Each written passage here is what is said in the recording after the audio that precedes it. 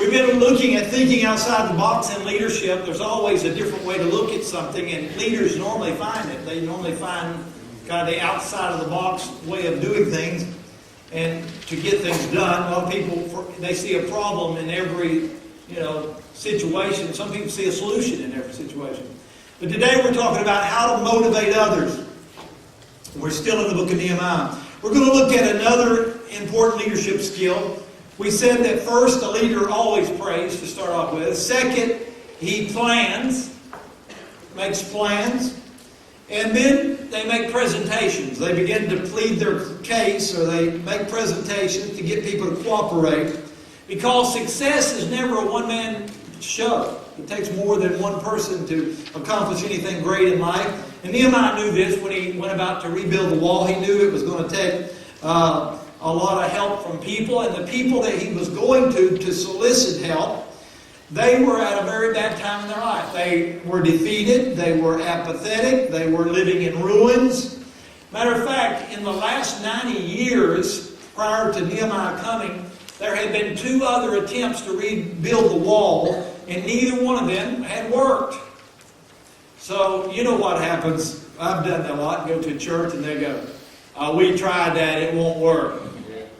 So I know he had to already deal with that. We already tried it won't work. Or we never did it that way. Well, those are 2 good ones when you're pastoring. One of the first things, I lived in a parsonage right next to the church, most places. So one of the first questions I'd always ask is, who usually mows the churchyard? They normally say the last pastor did. So I would get ready, because good leaders are already ready for stuff like that. I said, well, I done called the last pastor, and he said he wasn't going to mow it no more, so we need to get somebody to do it. I knew what was coming. I didn't raise no crazy boy. But I want this session to be very practical, because we're not just talking about people that's in some leadership position. I want it to be practical, that you see that these principles that we're going to talk about today, they occur all the time in our life. When you get promoted on a new job, or when you need to get cooperation with other people, when you need to sell an idea, when you need to introduce a change into an organization or environment, whether it be your family, your school, your work, when you want to get a project off the ground, when you have any of these situations in life, you're going to need what I'm talking about today. How does a leader motivate people for change? Well, the first thing a leader does is, the leader goes through a lot of preparation. One of the things the leader does is expect opposition. In fact, at the moment you say, let's do something, there's somebody else says, let's don't do it. When God's people rise and say, let's build, the devil rises and says, let's don't build. People are naturally resistant to change. They don't like it. They don't want. What people want is the status quo, because they think that sounds good. It's the status quo, and that's Latin for the mess we're in. So any of you like the Latin status quo, it means the mess we're in.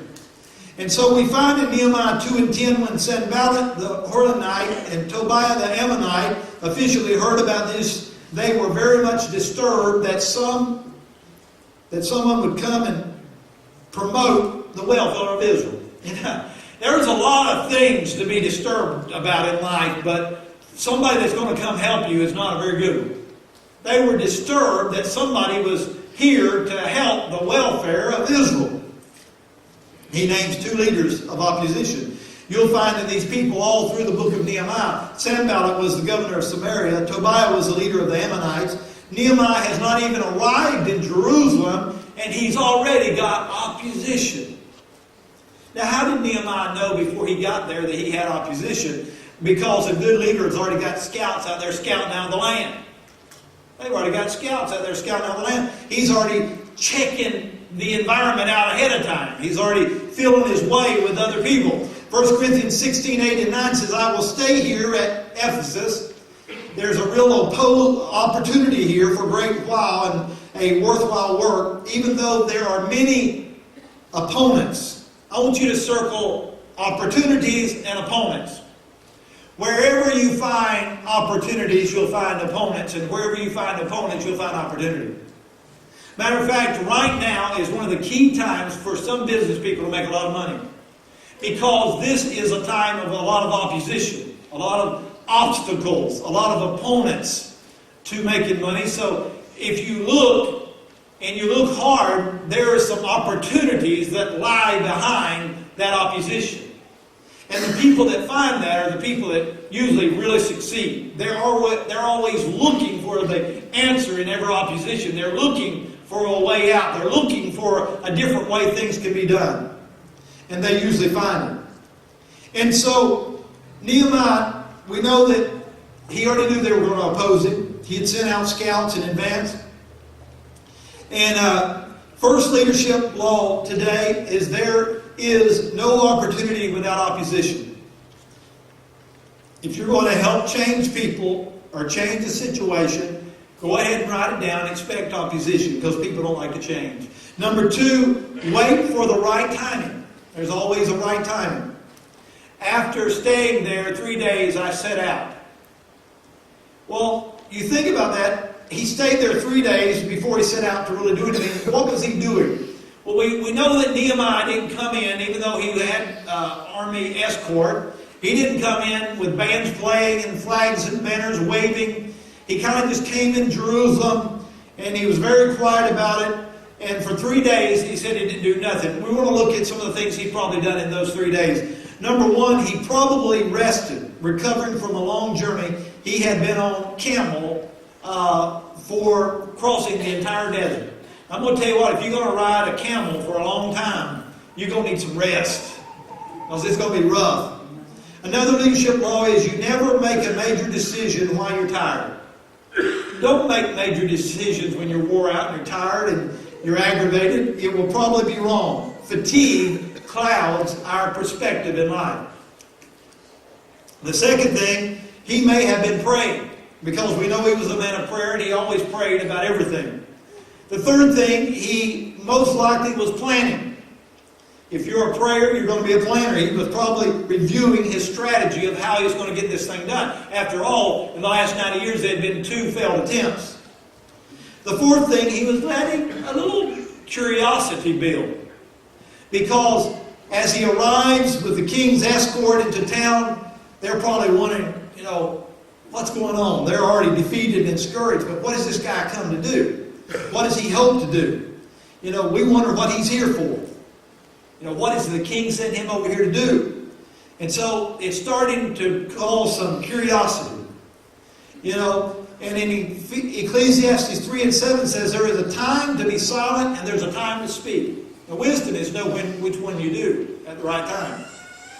Ecclesiastes 8:6 says there is a right time and a right way to do everything. Circle right time. If you're going to share in life-changing situation or changing a life situation, you've got to wait for the right timing. Jesus had a profound sense of timing in his ministry. Many times he said, it's not right now. It's not the right time. My time has not yet come. And he was waiting for the right timing. The third thing is you need to get the facts. You need to get the facts. In verses 12 through 16, we have Nehemiah's research party are actually going out and inspecting the walls of Jerusalem. You heard of Paul Revere's midnight ride? Well, he wasn't the first one to have a midnight ride. The first one was Nehemiah. Nehemiah, he went out at midnight. In verse 12 it said, he set out during the night with a few men. I had not told anyone what my God put in my heart to do in Jerusalem. There were no mounts with me except the one I was riding. By night I went out through the valley gate to the Jackal Well, and I went to the Dung Gate, examining the walls of Jerusalem, which had been broken down, and the gates had been destroyed by fire. He goes on to explain how at midnight he's out traveling around the walls. He's checking out every single area of that wall and looking and kind of scoping what a job he had to do, what he planned to do. And this is a great thing. Any leader surveys what needs to be done. Every good leader knows exactly what Nehemiah is doing. He's doing his homework. This is kind of a lonely time in leadership. It's a time that you do background checks and This is a time, it's kind of unglamorous in leadership, but you do all your preparation. You do all your homework. You figure out the whole situation. You check out all the facts. Verse 14 says there was so much rubble he even had to get off his horse and walk through it. At this point, the size of the project probably was beginning to weigh upon Nehemiah's shoulders. This is the worst. This is even worse than I thought. Why did I volunteer for this? I've never built a thing. Why would I even think about coming and building this wall? In verse 16 it says, the officials did not know what had gone or what I was doing, because as yet I had said nothing to the Jews, or the priests, or the nobles, or the officials, or any other who would have about doing the work. Why was he being so secretive at this point in the project? Why had he not told anyone? Because he didn't want the plan to be stalled before it ever got out of the starting gate. This is smart leadership. There had been 90 years, 2 failed attempts. There was 90 years of negativism. There was 90 years of people saying it can't be done. It won't be done. It will never happen. 2 others have already tried it and it won't be done. We can't get it done. And so he is being very careful. How many notice that negative people are more vocal than positive people? We're going to turn that around at Grace. We're going to make the positive people the most vocal. We are. Leadership law. Leaders protect their plans from premature death. Leaders protect their plans from premature death. Proverbs 23 and 23, get the facts at any price and hold on tightly to all the good sense you can get. Proverbs 18 and 13, what a shame, yes, how stupid to decide before knowing the facts. Proverbs 14 and 15, the Living Bible, only a simpleton believes what he's told. A prudent man checks to see where he's going. It's like if you set out and you go, well, I tell you what, I want to get out of debt. Have you ever checked on a credit card and noticed how long it would take you to pay that credit card off if you paid all the easy monthly payments they want you to pay? You can take just a very simple credit card bill and take you 30 years to pay it off if you pay what they suggest you pay. Have you ever looked and done the work to look and see how much money you would save by changing your house loan from 30 years to 15 years? Or changing a little bit on the way you do a car loan. But you know, if you want to get out of debt, that's the thing. You have to be proactive and you've got to look at it. You've got to think about, if you want to retire, you've got to plan on how and when you want to retire, and how much beans and rice you want to eat, or how well you want to retire. You have to plan. And this is the leadership principle. But a lot of times it's easier to just say, well, I'm just going to see what happens. Well, if you just wait to see what's going to happen, you're probably not going to like the results. It'd be better, you'd have a greater sense of peace and calmness if you could look and project what was going to happen. And so Nehemiah had definitely done his homework. This third leadership law, good leaders do their research. Nehemiah understood his opposition. He created curiosity. He gathered all the facts. Now finally Nehemiah is ready to lay all the cards on the table. Verse 17, then I said to them, circle then. Now he's ready for the 4th step on how to motivate people. Identify with the people. All good leaders do this. They associate with their people. I'm one of you, he says. I know he was coming from out of town. Probably wasn't even born in Jerusalem because they'd been in exile for such a long time. Then I said to them, you see the trouble we are in. Come, let us rebuild.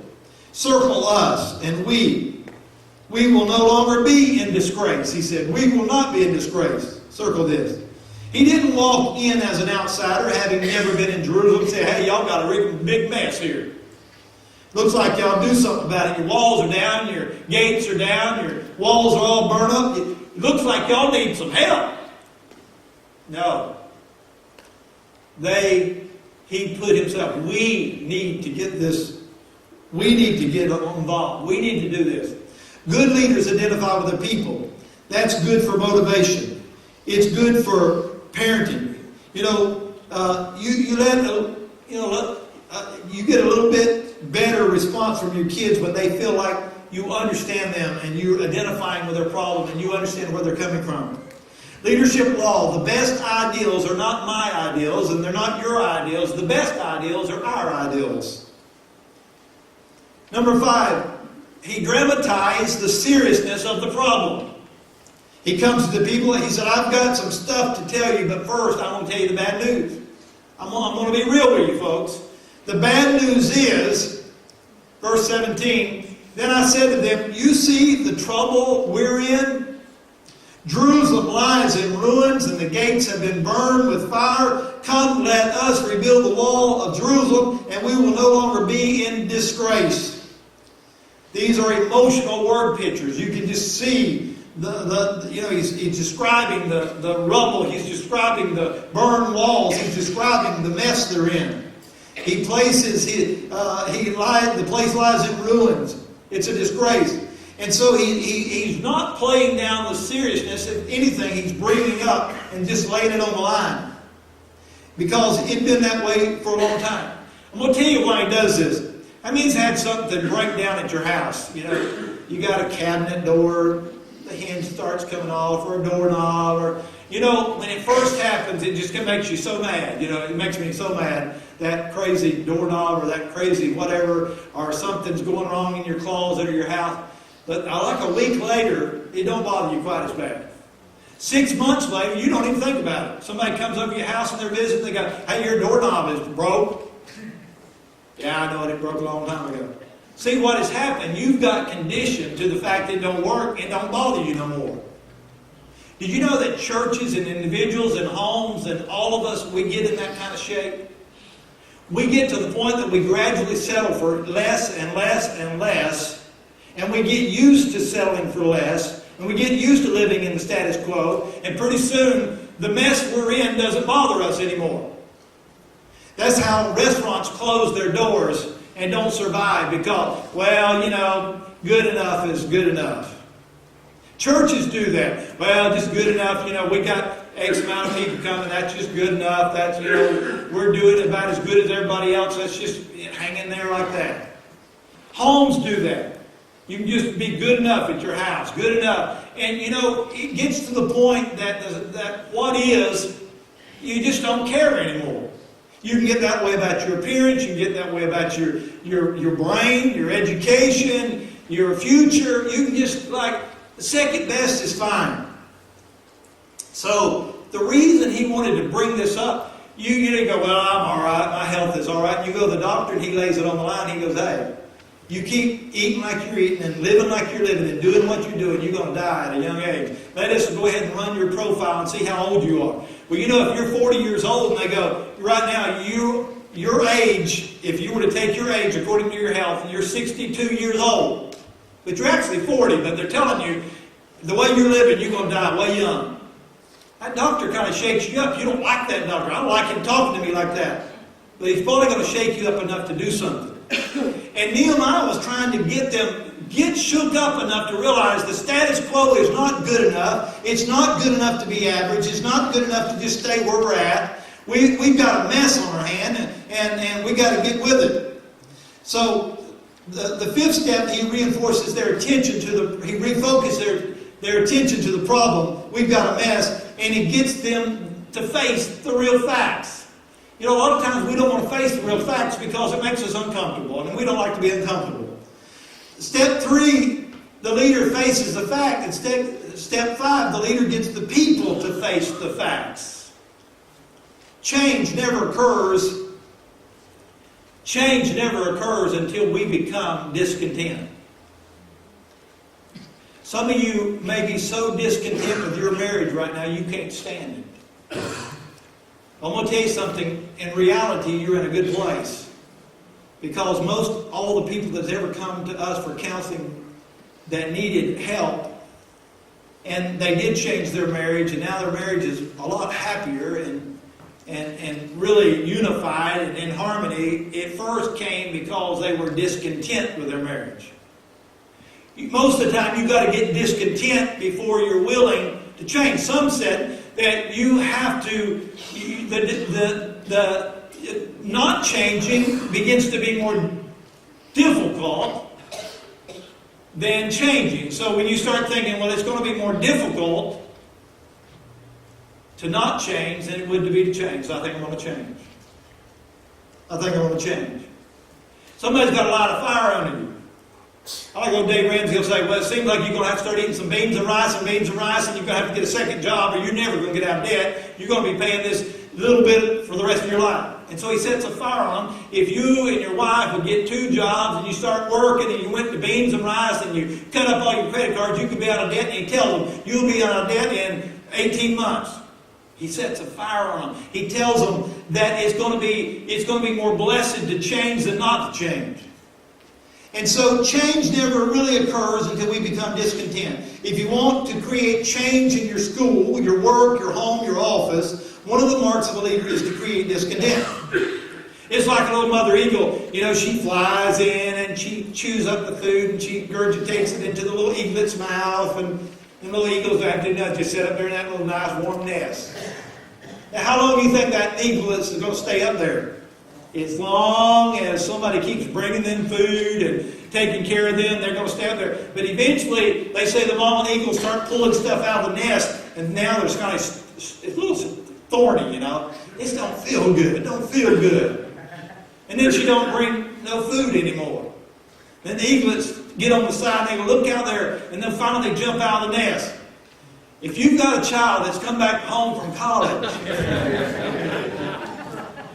and you're taking care of all their bills, and you're feeding them, how long are they going to stay with you? Until you make the nest a little discontent. People don't change usually until they have to. I know there's a lot of discontent in our country, but the hope I have is the discontent in our country is going to cause some people to get off their seat and get up and do something, quit being the victim, and come alive and cause some changes in a positive way in our world. We need it. We're not victims. God, and Nehemiah goes, well, there's no way I can do that because 2 other people that lived there tried it and it never was done. So why should I even try it? But he comes to a people that it been 90 years in disgrace, 90 years of failure, 90 years of just horrible. And he appeals to them. And first thing he does is, how did he do it? He used 2 motivations. He appealed to their self-esteem. He said, we got to go out and build this. We're in disgrace. We can do better than this. God's people, we're living in rubble. This city's torn down. The walls are torn down. This is shameless. So first thing, he appeals to their internal self-respect. Why don't you have some self-respect? Why don't you get up? Why don't you decide to be better than you are? Let's make a change. Let's get up. We may have some problems here and there and everywhere, but we can make a difference. We can change. And he starts saying, they're starting to think, well, maybe we can. He believes I can change, so then maybe I always, when people come for marriage counseling, they're telling you these horrible, sad stories, and they're scared to death, and they don't know which way to turn or what to do, and they'll go, what do you think? Do you think our marriage can survive? And I always tell people, yes, I believe there's hope for your marriage. It's going to take some work, it's going to take some time, it's going to take both parties wanting to work it out. But it's like when you say, yeah, I believe there's hope, it's like they brighten up. Like, you mean you believe there's hope? Yeah, I believe there's hope. And they got to believe that they can be different. They got to believe. Somebody's got to believe in them. You got to appeal to their self-esteem. But the second thing he did, he went deeper. He went to even a greater appeal, even a higher motivation, which was concern for God's glory. It was talking about being concerned for God's glory. This does not glorify God. I'm going to tell you something. If you're a parent and your kids are running around with ragtag shoes and pants and shirts with tears all in it, and their hair's all matted, and they're all dirty, it don't speak very well of your parenting skills. Matter of fact, it's kind of shameful to you. You ever had your mama say, you wear clean underwear, you ever get in an accident, I don't want to take you in the hospital and you got dirty underwear on. I figure if I get in an accident, I'm probably going to have dirty underwear anyway. But I got where my mom was coming from. She was saying, you bear our name, and you got the Daniel's name, and you better carry yourself in the Daniel's way. Well, I tell you what, we're children of the living God, and it does not glorify God when we're doing without. That's why he said, I've come that you might have life and that you might have it more abundantly. I want you to have the good life. I want you to have everything. I want when people see and they hear that you're a child of God, they go, now I know why you're doing so good, because you're a child of God. If I was a child of God, I would be doing that good. Folks, that has got to happen. We cannot have the same marital breakdowns as the world. It just don't work. If the world's 1 and 2 is having a divorce, at least the church ought to be doing better than that. If the world is going bankrupt at unbelievable rates, the church ought to be doing better than that, or we're not learning anything or doing anything or being challenged to do any better. And so he challenged them. He motivated them. He said, this is not play well for the glory of God. We are supposed to be God's children. We're the chosen people. We're Israel. We're the Israelites, folks. And, the walls all tore down, our buildings are all messed up, the walls burnt. Oh, this looks horrible. These people are wondering if there even is a God in heaven. Look at us. And folks, that is my cry for the church, that the church begin to be different than the world, different in abundance, difference in health, difference in wealth, difference in everything, because we're children of the living God. We should be doing better. God wants it.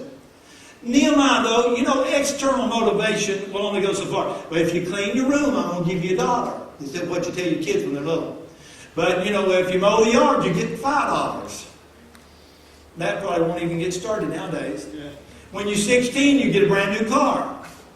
When you go to college, you get a brand new house. The prizes have to get bigger and bigger. And first time you let your child down, you didn't get them the prize they thought they should have got. Then you don't care nothing about me because you didn't get me something else and something else.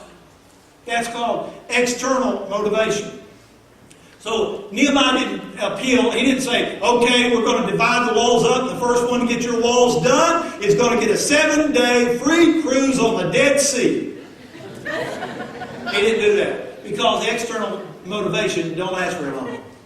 Internally, he began to say, hey, we should respect ourselves enough to do that. Self-respect. But then the deeper and the most godly, and what true godly leadership knows, great leaders know the greatest motivation in life is not external, it's not internal, which internal goes a long ways, but it is eternal. It's eternal. I'm going to tell you something, and you'll see it in the bulletin. We are working on starting a Saturday night service. I had known this plan when I started this series. Matter of fact, I keep saying, well, one of these days we're going to start a Saturday night service. One of these days we're going to start a Saturday night service. A few weeks ago, maybe last week or the week before, I was beginning to study ahead there, and I saw where it says, if a leader doesn't have a date and a goal, don't have a deadline, then it's not a goal. A goal has to have a deadline. If you want to lose 50 pounds, you need to say, well, I'm going to lose 50 pounds in however long. If you want to get whatever, you set a goal. But a goal needs to have an end date. And so, the Lord, when I was saying that, the Lord brought that up. Well, you keep saying you want to start a Saturday night service, but you've never set a date. You've never set a time. You've never worked. You just talk. Talk is cheap, and so God, sometimes God really convicts me on these messages, believe it or not. I can study them and I can preach them, but it takes just as much grace of God to live them. But I've kind of been like you. I'm never like, well, I don't know if I want to start Saturday night church, Saturday night live church, because my wife works. We work 5 days a week, and Saturday is really our only big day off. And then if I start giving up Saturday to be here at the church, then we got Saturday and Sunday, then we'll be going 7 days a week, and that's, that don't look very favorable to me. And so, but I began to pray about it, and God has showed me a lot of different ways that it's done, and it does not burn out the staff, and it does change. It's like when we decided to do this. How many likes this up here? We're still working out different details every single week. Cynthia's doing a great job. But we've had 1 or 2 people say that they didn't really care for it. And that's fine. I don't expect everything we do people like. But the thing is, did you know, how many remembers back when you had a black and white TV and you got usually one good channel and the rest of them had snow on them? That's what I grew up with. Some of you lived before there was TV and you sat around and listened to the radio. And you'd sit around the radio and you'd listen and you'd hear stuff and, you thought the radio was great until you got a black and white TV. And we thought black and white TV was wonderful until we saw color TV. And then that was amazing. I remember about what age I was when we had our first color TV and I'm thinking, my God, look at them cartoons, they're amazing. Well, now people don't even get through with color TV. It's got to be a flat screen TV, and then it's got to be Blu-ray, and then it's got to be, now it's 3D. They're saying in the movie industry within 5 years, all your movies will be 3D. I read something recently that people are losing their ability, they're learning less and less auditorial. People only learn now about 15% of this auditorial only. In other words, if you're just talking, people listen, they only remember about 15%. But you know what? How it's diverted? If you were in the 80s, from about the 80s on, all your music comes with some kind of video in the background of it. And now people remember 85% of what they hear and see visually. Well, if I'm going to study and pray and work on a sermon, I want you to remember just as much of it as I possibly can. And so I'd rather you take on 85% than I would you 15%. So there's the reason why we would do all of this and try to do this. We want it to be more of a visual experience, and we want it to be ready to reach the next generation that is becoming more and more visual. It's just something that needs to be done. And then we say, well, Saturday night service. Did you know there's a lot of people that would love to... I had a motorcycle and I was all ready to ride. I had my neat looking outfit where I looked like a real tough guy. And then I realized all the people that ride the motorcycles, they ride on Sunday, and I'll be in church on Sunday, so I don't get to ride with nobody. But there's people that would love to come to church, but they love to have, to be with a group and do stuff. We offer Saturday night services. A lot of people could come on Saturday night and go all day Sunday riding on their motorcycle on these beautiful back roads and hills and mountains. It'd be wonderful. What about these people that ride these horses? What about people who want to go play golf? What about people with kids? And how many just loves to get your kid up early on Sunday morning? Isn't that wonderful? You just love getting them up and they're crying, I don't want to go, I'm tired, I'm sleepy. But you get up and you mess around and do all the stuff you do on Saturday, and about 4 or 5 o'clock, you take them to church, and you have church, and when church is over, you take them out to the pizza place, you take them to the movies, and then you get up. You don't have to get up early on Sunday morning. You get up whenever they wake up, and you go to the lake.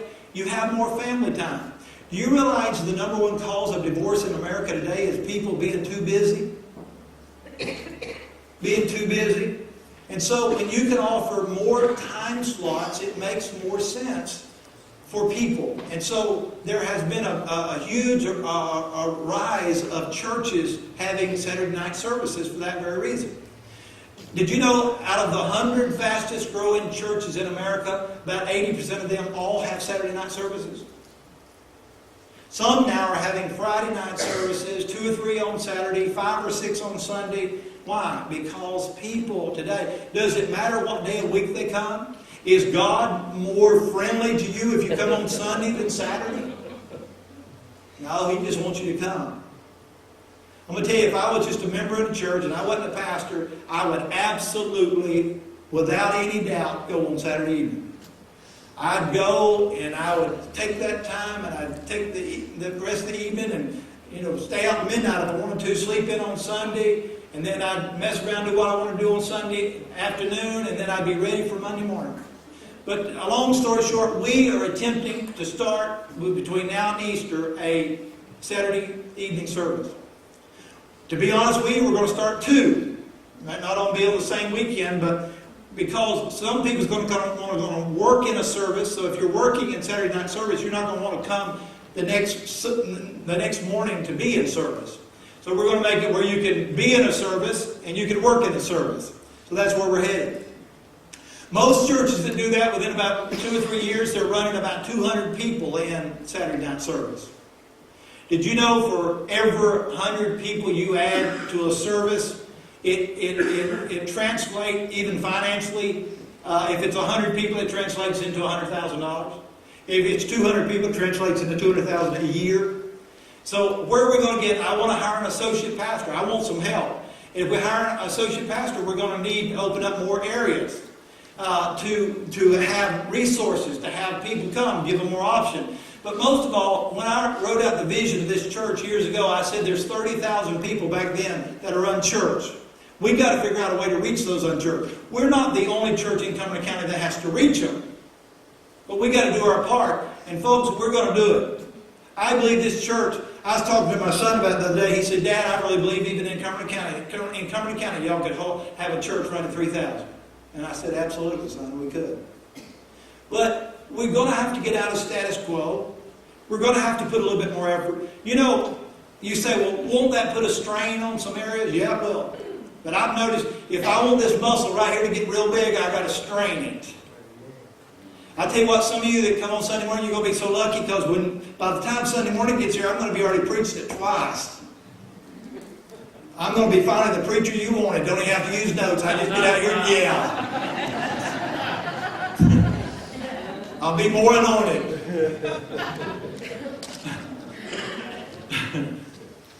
But I want you to look in your bulletin today. There's a little thing in there. And it says, I'm willing to start praying about a Saturday evening service. Another one says, I'm willing to commit to 6 months of attending the Saturday night service. In other words, I'm looking for 75 people between the first and second service, but a total. I'm looking for 75 people to move to the Saturday night service and make that their service for 6 months. Because you're going to be like the seed of birthing a whole new church for Saturday night.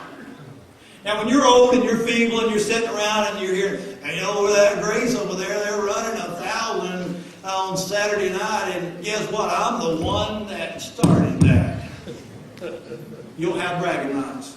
Just like there's a whole list of people in the book of Nehemiah that are listed that helped Nehemiah build that wall. And can you imagine them, their bragging rights walking around Jerusalem? Hey, what two different groups tried to do in a 90-year period, me and a few other old people did it in 52 days. Put that in pipe and smoke it. We're the kings of building walls.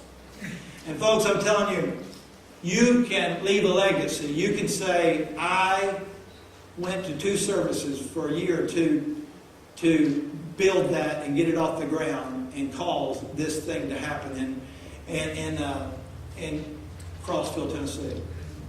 And there's doctors and lawyers and firemen and police officers in the medical field that they don't have a choice to come on Sunday morning. They have to work. This opens up a whole new avenue. And there's so many different reasons to do it that I just really feel compelled of God to do it, and I'm asking for your help. That brings us to the next point. Ask for a specific response. You know, you can pray about it. You can commit to 6 months of it. You can say, not only will I commit to 6 months of it, but I'm willing to actually work in it. We're going to need more, you know, the refreshments out here, in the lobby, the sound room, the music. We're going to need more singers. I know we got some more singers out there. We may have some more bass players, some more drummers. You just haven't told us. But we need your help, and we need you to help us draft more people in here. I don't care where they're from. Ask and say, if you play drums, bass, you sing, we want to recruit you for Saturday night. Help us get the people together. But Nehemiah, he was a person that looked at things realistically, but he also looked at it optimistically. Folks, I am sure that we can do this. I'm optimistic about it. But as a realist as well, I realize we're going to have some problems. I realize we may have some opposition. I realize people can go, I don't know what that church group over there is trying to do. Here's the thing, leadership role. Leaders see both the real and the ideal. They see what is, but they also see what can be. They see the actual, they also see what's possible. When you see these things, ask for specific responses. That's exactly what he did. The 7th thing, you encourage with personal testimony. I've already had 3 or 4 people leaving the first service. They said, where I came from, we went to Saturday night service, and I am so thankful that you're going to start a Saturday night service, and I'd be willing to give my testimony. Some of you may have moved here from an area where they had Saturday night service, and you absolutely loved it. But I had some out there trying to convince me how wonderful it is to have a Saturday night service. And I go, yeah, I already know it. I already believe it. But they're going to give their testimonies, some talking about it during this period of time. But Nehemiah, he told the story. He said, I also told them about the gracious hand of God. We're not going to do this by ourselves. God's going to have it. God's called me to do this. God wants us to do this. So he tells them of the calling. He tells them of the burden. He tells them of the desire. Verse 18, the second part, I told them about the gracious hand of my God upon me and what the king had said. Then they replied, let's start rebuilding. Let's start rebuilding. Let's get it done. Calvin, I want to see this place running 1,000 while you're still able to enjoy it. Calvin had a vision a long time ago. He said, we had 1,000 at Grace Community Church. How many wants to see that done? And that just be the beginning. I got a good friend of mine who lives in Kansas City, which is a bigger city, but for 22 years he pastored a church that only run 200 or 300. He said finally it got up, by the time he was there 22 years, it got up to 500. He said, Dennis, I don't know what happens when you get there and that many people start getting on board with you and the hand of God and what you learn over those 20 years. But folks, I've been here over 20 years. But he said we finally reached 500. He said almost overnight, within 2 years, we was running 1,000. And right now they're running over 2,000. Because, if you're running 50 and you double, you're only running 100. But I told you last week, between our children and our youth and our first service and our second service, we are in that averaging range of 4 to 450 a lot of times. And God is getting us ready. God is preparing us. God is wanting us to raise up more leaders and more workers and see this thing done. But Nehemiah had the vision, but he had to transfer the vision to the people. He wanted it not to be his vision, he wanted it to be their vision. I've started telling different departments, I've been talking to them and picking their brain about how will this impact. I asked Teresa about the youth. How will this impact the youth? Can we do it? Can we cover Saturday? Can we cover Sunday? At first, any leader is going to look realistic. Okay, this is going to be a challenge, that's going to be a challenge. But as we sat there talking, before I know it, I could see she begin to get excited about it. That's what we want. We want you to get excited about it because God is in it. And some of you, you're not going to be able to, and you're going to be the one that holds down the first service, the second service. You've already committed to that, and that's going to be fine. But God wants us to get those that God lays on your heart to do this thing, get involved, and let's see it happen. 1 Corinthians 11:1, he said, follow my example as I follow Christ. That's what Nehemiah did. The 8th thing, answer the opposition quickly and confidently. With confidence. Verse 19, but when Sanballat the Horonite and Tobiah the Ammonite, the official, and Gesem the Arab heard about it, they mocked at us and ridiculed us. Another guy mentioned in verse 10, before Nehemiah arrived, there was Sanballat. And what I'm saying here, the opposition went from one party to two parties. Pretty soon he had 3 parties. And if you study the whole book of Nehemiah, they ended up having 6 different opposition groups. But did the wall get built? Absolutely. With 6 different opposition groups, the wall got built in 52 days. The opposition's first strategy was mock and ridicule us. It didn't happen anyway. Verse 20, and I answered them saying, the God of heaven will give us success. We, his servants, will start rebuilding.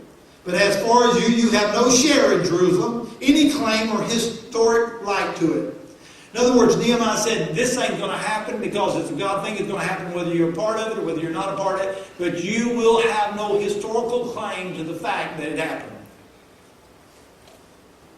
Folks, I remember there's a group of people here that when we started in the TAD Center, they're charter members, and they go, I remember when we was in the TAD Center and we were setting up and tearing down children, and they've got historical claims to the fact that they helped birth this church to where it is today. Some of you have historical bragging rights to the fact that you helped birth the second service. And some of you are now going to get the opportunity to have bragging rights to the glory of God, to the Saturday service. And that's kind of what he's saying. He said, you don't have to do it if you don't want to, but I'm telling you, it's going to be done, and God is going to be glorified, and you're not going to have any historical stand in this thing. In 1 John 3:13, don't be surprised, my brothers, if the world hates you. You know, when I get in ministry, at first I thought everybody's going to love me, and then I realized like, there's a lot of people going to hate you, and then you get used to expecting people to hate you. I tell people when they come to work here, it's going to be the hardest job you ever had. Because people are going to treat you all kind of ways, and you've got to act nice because you're supposed to be the more spiritual one. Sometimes that's a challenge for us around here, but here's the thing. I want to review real quickly. Number 1, expect opposition. Number 2, wait for the right timing. One reason you say, well, why are you going to launch it now? Because as I've studied and done the research on it, the best time to launch is early spring, when spring starts. People are sick and tired of being locked up and having cabin fever from all the cold in the winter, and they're ready to get out, and they're ready to do something with their nice summer days. If it's nothing else but plant some flowers or something. Number 3, face the facts. Churches usually, when they get between 60 to 80% of capacity, they quit growing. You keep dividing out, having more and more service, the church keeps growing. I do not want to plateau. I want to keep growing and growing and growing. The 4th thing, identify with the people. Folks, I know you still got family members that want to be reached for Christ, and I do too.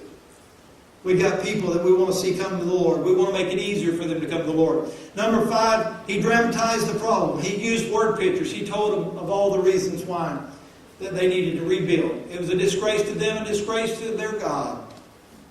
Number 6, he asked for specific responses. Number 7, he encourages with personal testimonies. And number 8, he answered the opposition quickly and competently. And he never argued with them. If they wanted to, fine. If they didn't want to, fine. He never argued with them. He went on. He had a mandate from God. So I'm going to ask you today, if you feel like doing that, you want to take it home and pray about it a while, that's fine. But I believe that God's going to move in helping us do this. We're in the next few weeks, we're going to actually set a beginning date. And we're going to do it. We're going to do it. We're going to do it. And we're going to make it. God's going to help us. God's going to use some of you. Some of you are going to become teachers and children's workers and greeters and everything. You just don't know it yet. God hadn't knocked on your heart, but He's knocking. He's going to knock on your heart, and you're going to say yes, and it's going to happen. I've already had a lot of people tell me things that they're willing to help do. Let us go to the Lord in prayer at this time.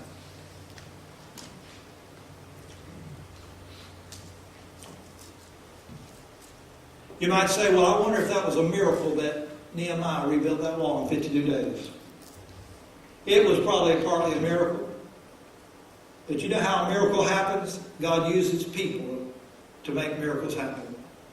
And I think God wants to use some of us to cause a miracle to happen. That we reach out and win people for Jesus Christ like never before. Dear Heavenly Father, Lord, I pray today that you would begin to send us the right musicians, the right staff, the right people, that you'd begin to open up doors and ways that we make the gospel just as easy and convenient and accessible to our lost world as we possibly can. That we offer so many opportunities for people to come to Christ and to know His church family. That, Lord, they no longer have any excuse but to follow you and come to you. God, I pray that this is, and I believe this is your direction. And I pray that you give us wisdom. That, Lord, you direct us, that you supply laborers, and that you just cause us to grow like we've never grown before. And God, we'll give you the glory, we'll give you the praise in Jesus' name. Amen.